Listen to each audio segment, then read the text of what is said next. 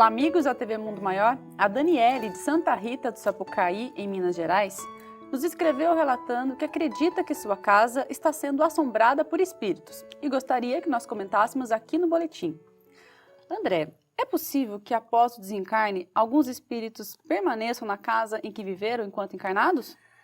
Há relatos mediúnicos que na Terra, para cada ser encarnado, há entre 3 a 5 espíritos. Espíritos de provas e expiações.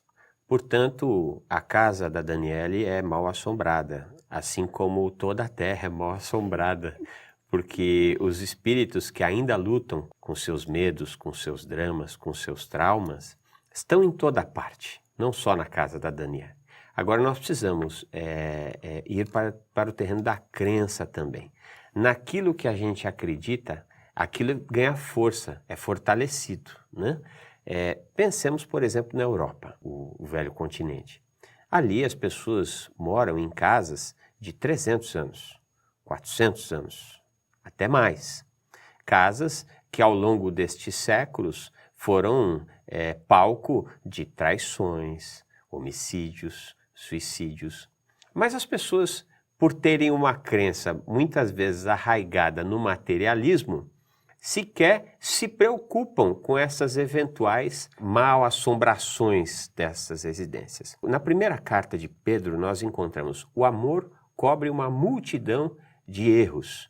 Então, se porventura, de fato, na casa da Daniele, existirem espíritos que se encontram combalidos, machucados, desorientados, que ela tenha uma vivência de amor, não de medo, né? Porque o medo ele potencializa este eventual efeito. Então, que ela possa fazer o evangelho no lar, que ela possa acalmar a sua filha, né? Filha ou filho, não sei, Filho. O filho que sente essa presença. Não é nada não, filho, não se preocupa com isso, e que torne este ambiente residencial num ambiente de amor, de paz, de festividade, que faça, além do evangelho no lar, as suas orações diárias e noturnas, né? Sempre com o objetivo de ir saneando a residência e então envolver essas eventuais entidades para que essas entidades aceitem o caminho da iluminação.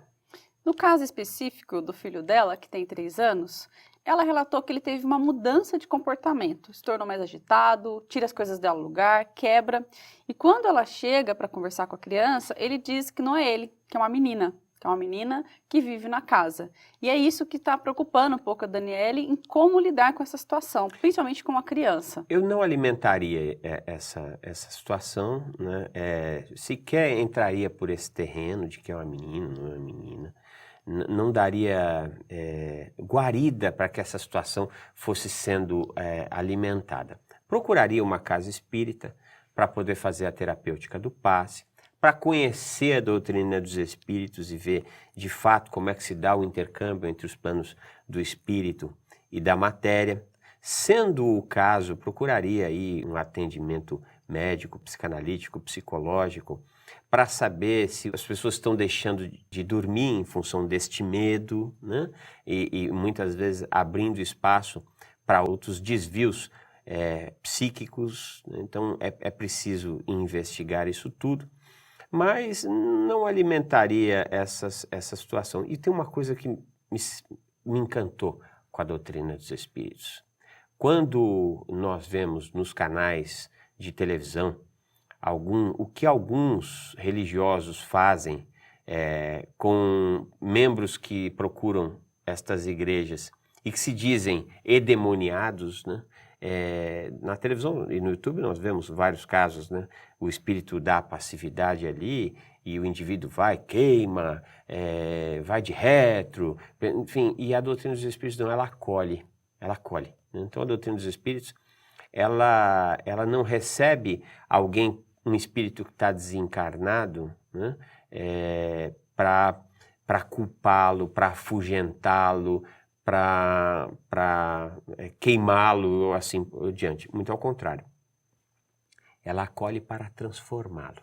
Então, mentalmente, nas suas preces, Daniele, comece a envolver estas criaturas com amor, né? Converse com elas, diga que a vida prossegue, que não há razão para elas permanecerem neste ambiente, que elas devem seguir as suas existências, envolva-as com amor, porque como disse Jesus, como está, ou melhor dizendo, na primeira carta de Pedro, o amor cobre uma multidão de erros. Na medida que o amor for o substrato da convivência dessa família, há transcendência e assim ela oferta condições para que esses espíritos encontrem o seu caminho.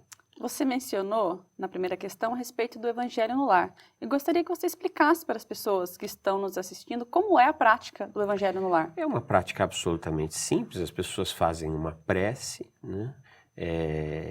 De olhos abertos mesmo, não há necessidade de cerrar os olhos, isso algumas pessoas cerram, outras não.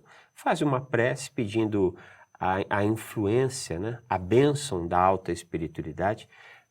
Fazem a leitura na sequência de um trecho curto do Evangelho. Quando tem mais de uma pessoa, embora quase sempre tem, mesmo você está sozinho, tem um amigo espiritual junto ali, comenta-se o que se entendeu desse trecho, após o que faz-se uma outra prece, agradecendo e pedindo aos bons espíritos que possam harmonizar aquela casa. As pessoas têm o hábito de ir à casa espírita, levar a sua garrafinha d'água para ser fluidificada. Em verdade, quando nós estamos fazendo o Evangelho no lar, e mais do que isso, quando nós vigiamos nossos atos, nossos pensamentos dentro do nosso ambiente domiciliar, nós estamos fluidificando a caixa d'água. Não só isso, nós estamos renovando toda a psicosfera do ambiente que nós habitamos. Então, e isso faz uma grande transformação a tal ponto que você tem condições plenas de transformar um ambiente mal assombrado em um educandário de paz e de luz, apenas e tão somente com o poder da prece e da mente ativa com Cristo. Então ela não precisa mudar de casa, não precisa se preocupar. Não precisa mudar de casa, não precisa se preocupar, é preciso agir. Agir com amor, com paz, com luz, com confiança plena em Deus, né? Se nós cremos em Deus, nós cremos em um Pai soberanamente justo e bom. E este Pai está em todos os lugares, está na casa da Daniele. Deus está no inferno. Se ele existisse, Deus estaria no inferno ali, com o objetivo de levar, ou melhor, se o inferno existisse, claro que Deus, aliás, Deus não existe, Deus e é completamente diferente de existir, porque existir pressupõe início e muitas vezes fim. E Deus não teve início, não terá fim. Ele é e sempre será, né? Mas o que não existe é o inferno. Embora existem regiões onde o desvio psíquico é tamanho e é tão doentio que há uma desordem, há um caos psíquico nessas regiões. Mas uma vez que o amor se instala, essa região é transformada. Então, hoje, por exemplo, nós temos em São Paulo aqui, no antigo, onde tinha o Carandiru, um espaço que durante décadas foi um espaço de intenso sofrimento, hoje é um parque da juventude, se não me engano. E as criaturas vão lá namorar, andar de skate, passear, fazer piquenique, né? Aquele espaço está transformado. Faça um piquenique com Jesus na sua casa, Daniela, e você vai ver que rapidamente a sua casa vai se transformar no educandário de paz. Muito obrigada, André. Nós que agradecemos.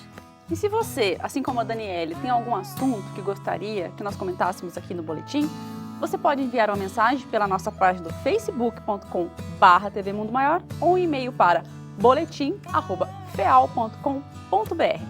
Muito obrigada e até a próxima!